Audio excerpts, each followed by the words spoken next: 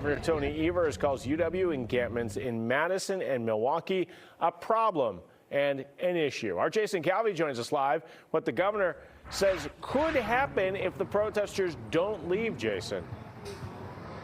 Yeah, Ben, and it doesn't look like things are wrapping up anytime soon. You can see a rally taking place behind me with speakers, chants. The governor says he hopes protesters will leave on their own. If not, he has a warning. Day 2 of UW-Milwaukee's encampment. It now gets new pressure from above. We're concerned about the encampments because of what we've seen across the country. Governor Tony Evers says he hopes camping protesters will leave on their own. Fox 6's Stephanie Cork questioned the governor. If they don't? Should police force them to leave?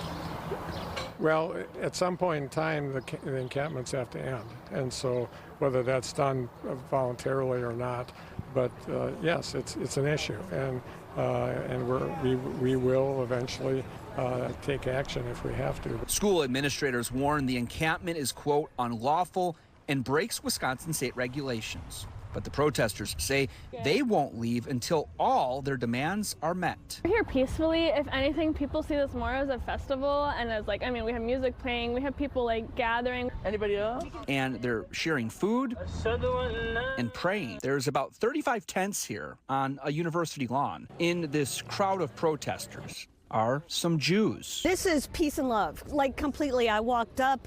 I feel completely safe and supported and welcomed. But some aren't so sure. This is a very dangerous situation. Why do they have sticks and shields and helmets and goggles? In October, Hamas surprised Israel with an attack. Israel reported 1,200 people died. Israel has been fighting back, and the Gaza Health Ministry reports 34,000 Palestinians have died. We mourn the loss of life on both sides. Protest organizers tell me they want to know exactly if the UWM has any investments in weapons manufacturers. The chancellor, in a statement, in an email to the entire campus community late last night, said there are no investments of the university in weapons manufacturers. The other question that protesters have is, what about the UWM Foundation? The chancellor says it's